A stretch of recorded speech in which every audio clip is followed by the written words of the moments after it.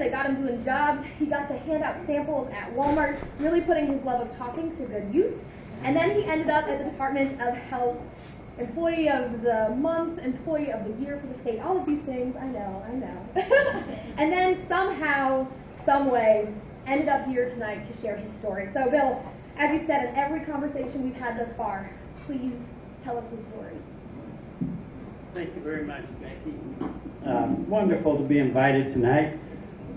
Just to give you some perspective, when I called one of my best friends who lives in Woolridge, Missouri, and said, hey, I've been invited to speak on homelessness in Columbia. I said, well, why in the world would they invite you? And I said, well, didn't you know I was homeless?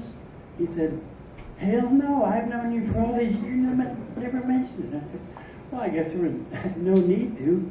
But anyway, let me begin by saying thanks to each of you. It's amazing. I had no idea there was this much interest in helping each other. I've experienced it firsthand. That's why I'm here tonight. You have to excuse me. I'm a little bit nervous here because I'm talking from my heart, and it might bring a few tears. But in any case, thank you for your interest. Let me start by quoting one of my favorite quotations by our St. Louis playwright Tennessee Williams, who wrote, I believe it was in Streetcar Named Desire. Tennessee Williams, I believe, spoke for each of us when he wrote, I have always depended upon the kindness of strangers. This is so true in my life, and obviously it is in yours. Beware of the person who says, I am a self-made person. The wealthy people who think they've done it all themselves don't say thank you to the asphalt paver who paved the road to their establishment. They don't realize thanks need to go to the unknown teacher who inspired them to a certain subject, or the relative who helped subsidize their hobby or their education. So that's very important for you to take from here, is to know that each of us depend upon the kindness of strangers, not just in the past, but people you will meet an hour from now. In any case, I'm getting off. I only have 15 minutes. I love to talk, so I have to pull myself back. I'm 75 years old, born in Columbus, Ohio. Moved around the country as a son of a newspaper man. Formative years in Indianapolis. Went in the military, deathly afraid of firearms. Didn't want to be drafted into the Army or the Marines. During the Vietnam War, joined the Air Force thinking, oh, this would be great, no firearms. Well, the second week of basic training, you're going to the firing range. So I'm there with the AK-47, listen to every single word the drill instructor says, and out of 275 people, I was number one. A little ironic because everybody else was saying, oh, I've shot since I'm 12 years old. Anyway, get out of the Air Force and went to work as a technical writer in Washington, D.C., wanted something more creative, moved to Chicago, started sweeping floors at ad agency.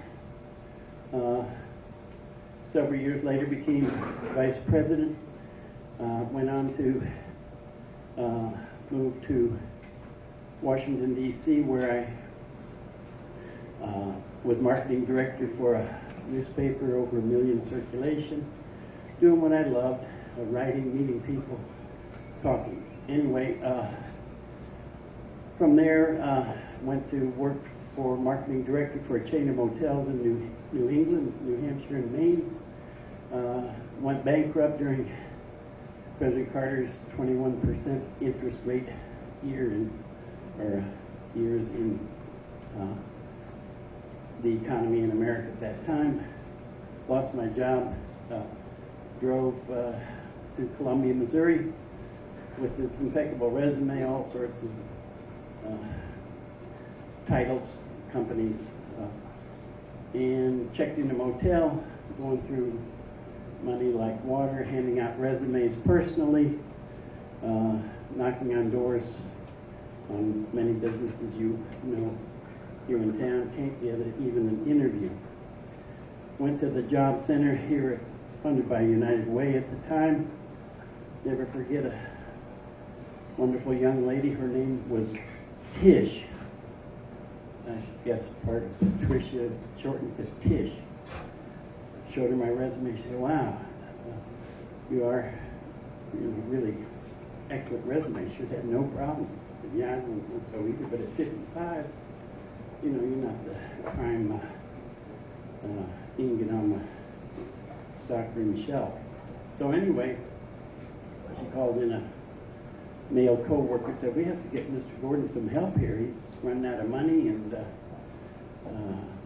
what can we do?" Well, they said, "Well, what about St. Francis House?" And I said, "No, he doesn't have substance abuse problem or anything like that. What else is there?" "Well, what about Welcome Home?" "I've never heard of it." At the time, Welcome Home was a facility on 70 bypass at Providence Road, I believe. This is 20-year memory now. And said, "Okay, set him up." So I go over, and there was a gentleman, I believe his name was Rich Koch, K-O-C-H, I believe it was. Interviewed with the board of directors, 2 or 3 fellas who personally